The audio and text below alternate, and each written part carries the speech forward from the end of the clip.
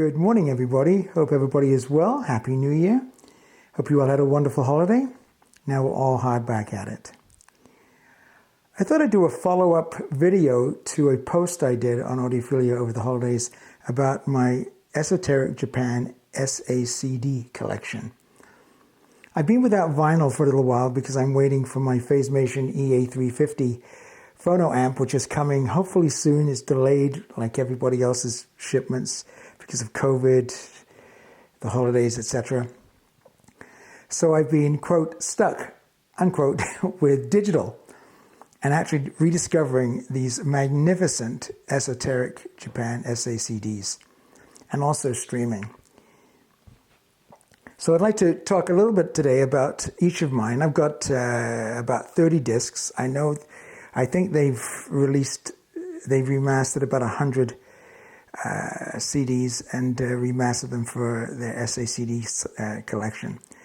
Of course, one of the problems with these magnificent SACDs is that as soon as they're released in limited number, they sell out. And as the time has gone over the last, I think it's 10 or 15 years, their reputation is getting higher and higher. And as soon as they're released, they're sold out. And then, of course, shortly thereafter, they'll appear on eBay or Amazon secondhand, if you can find them, if people put them up because they treasure them so much. And they're basically for silly money. The Fistolari, I forget the orchestra, SACD, the Esoteric Swan Lake, is going for 500. And my box set to the right there, you can see the Wagner Der Ring der Nibelungen, the Schulte Wiener Philharmonic Decca version. 1,500 were printed. They're long out of print, and you can't get them. And if you can, they're going up to $5,000 on eBay. So it's crazy money, but of course they're not worth that much money, nowhere near. But as collector's items, they're getting that way, and as musically, they're tremendous. So I'm going to talk a little bit about how I play the back, and there's an idiosyncrasy there. And then I'm going to talk to you a little bit about some of the ones that I've got in my collection.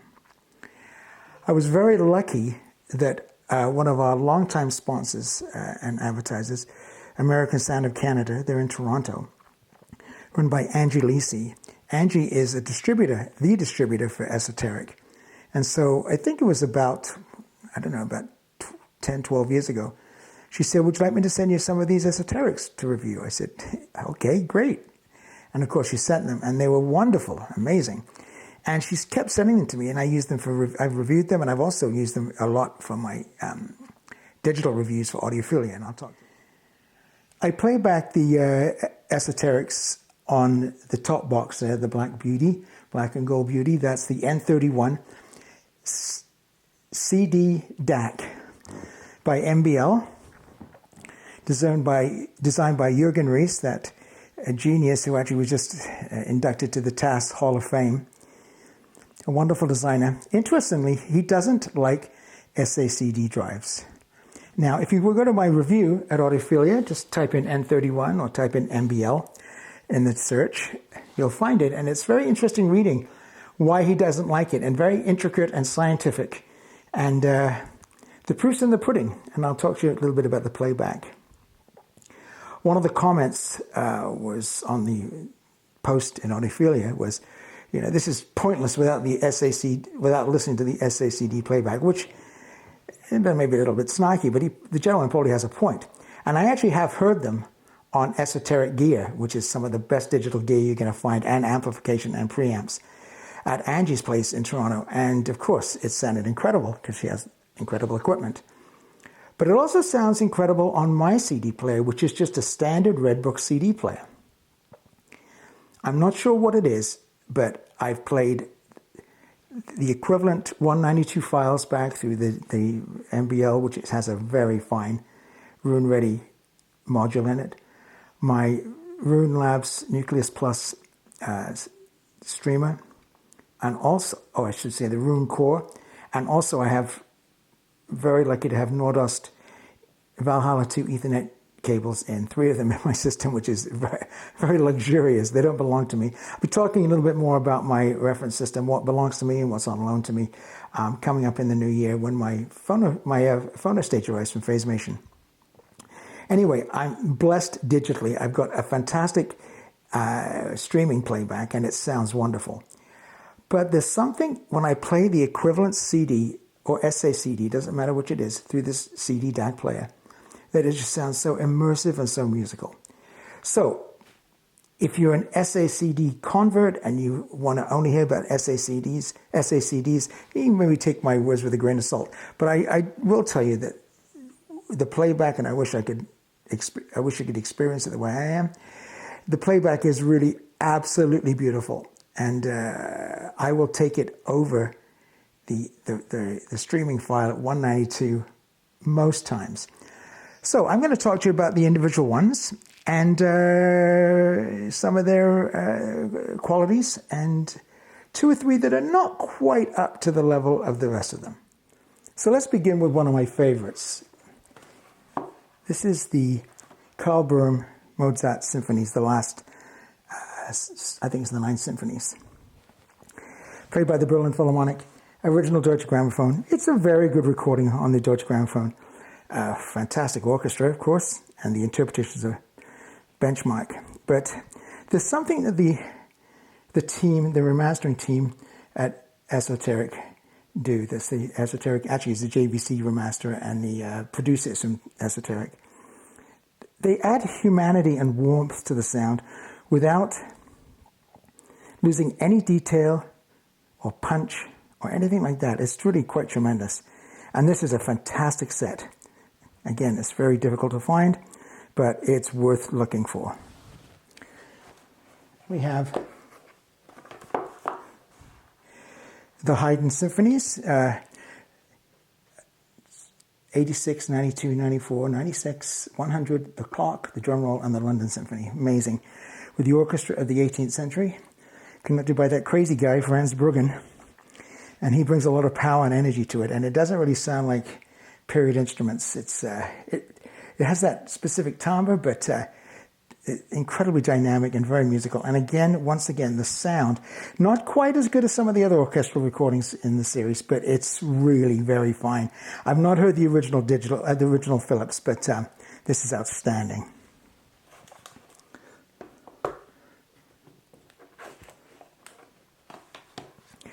I should thank my friend and colleague, Audiophile Charles Brown, for this one.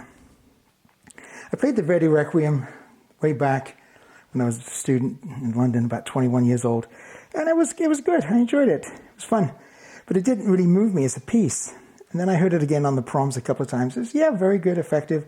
Big bass drum in the Dies Irae. Loved it. But anyway, Charles was quite disappointed with me and said there was a massive gap in my musical education and I should really get back into this. So I realized that I had this on ESOTERIC. Excuse me. This is the Abbado La Scala one, and it's just magnificent. I've listened to it nonstop for about a week now. It's so moving, it's so beautifully sung, and of course the music is beautiful, and I was the idiot for not recognizing it earlier in my musical life. So thank you, Charles, for putting me straight on that, and it's a fantastic recording. Again, Deutsche Grammophon, original was very, very good, nothing too special or Decca about it, or EMI at their very best. But it was very good. But this is tremendous, warm and detailed, and the ambience. I'm not sure the way they recorded it. Probably as a Scala. It's got good acoustics. But anyway, fantastic. Again, if you can find it. This one, not so much. I'm a huge Previn fan. This was an original EMI, not Decca. But maybe it was, because Chung Yang Chung was with Decca. Anyway, either way. It's a fine performance, and if you can get it for $50, you're going to get a very good recording. Unfortunately, the Tchaikovsky, the original, is not on there. It's coupled, the Sibelius is coupled with the Baroque No. 1, which is a great concerto, but it's not the Tchaikovsky, but a little bit of a lunch bag let down there. But very good recording, nicely done by ESOTERIC, very fine performance, but, if you're going to spend some money, some serious money, it's not the one. But if you can find it for $50, it's very worthy of you. This is a really nice surprise. I'm not a big... Well, actually, I don't think Colin Davis is his natural repertoire, Tchaikovsky and Dvorak. But he conducts these pieces so beautifully. They're so beautifully recorded, or the remaster is Phillips. This will be a very nice recording, but it doesn't sound like it does after the esoteric guys have got a hold of it. It's just magnificent with my favorite orchestra, or one of my favorite orchestras, the Bavarian Radio Symphony, sounding just amazing. If you can find that, that's a number one to get. Another no-brainer is the very famous Victoria Hall, Geneva-based recording on the original deck. I've got the LP, I've got the reissue. They all sound fantastic. The file, the CD. This is outstanding. Certainly no worse than the some of the LPs. So it's worth looking for. But it's hard to find, and it will be very expensive.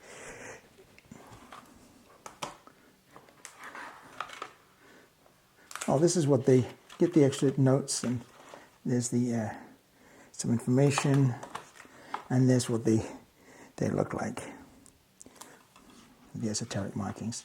This is it's good. It's original. I mean, I'm a big Abbado Vienna Phil fan, and it's very good. But it's like the Chung Wa Chung. It's, you can, if you can get it for $50, it'll be worth it. You'll enjoy it. But otherwise, you can leave that one. This one is fantastic.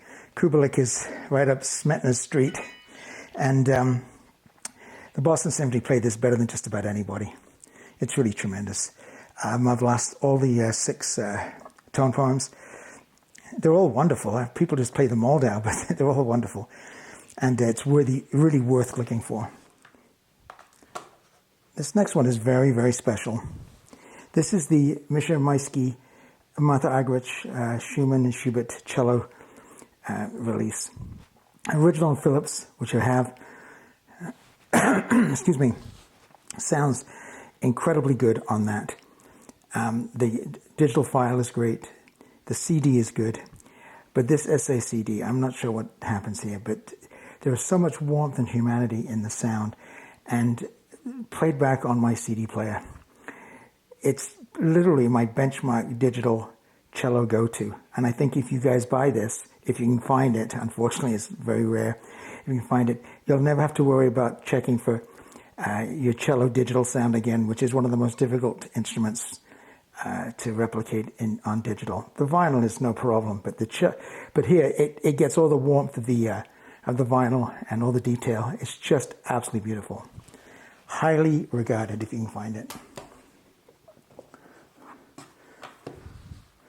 Massive fan of Gilels as well, as Beethoven is famous, doesn't need me to talk about it, but again, this is one of those very good esoterics. If you can get it for $50 or less, it's worth buying. Beautiful performances, very well recorded, but it's a little bit like the DG, a little bit better. No more than that. This is magnificent. Carry-On was very famous even later on in his life, and this was one of his last recordings when he was with the Vienna Phil. He used to fiddle a lot with the recording and kind of ruin it for most of the time. Excuse me. So his DGs are very iffy. Sometimes they come off well, sometimes they're just a muddled mess. This one, the guys have done an amazing job. It's open, clean. The performance is legendary. Powerful and beautiful. The Vienna Phil strings on this CD sound incredible. So if you can find it, that's worthy. And of course, the music is second to none. And finally, the big daddy there, The Ring of the Nibelungs by Wagner with Schulte and the Vienna Phil. Again, if you have the original LPs, Deckers, they're fantastic. CDs are very good too, so is the files. But this esoteric reissue is just a masterpiece. I mean, the life these guys, the remaster and the producer bring to this set is just fantastic. The power, the instrumental timbre for digital is remarkable. Again, they only did 1,500. Can't find them. If you can, they're on sale at eBay. 3, 4, sometimes $5,000. It's ridiculous. But it is a masterpiece if you can find it. Anyway, just a little video to support the post that I did on Audiophilia. Hope you get a chance to read it. I hope this video finds you well, and looking forward to a fantastic 2022. Hope you're happy and safe wherever you are. That stupid Omicron is not bugging you. and you're getting your booster, and life is good. Thank you very much for watching, and we'll see you in the next video.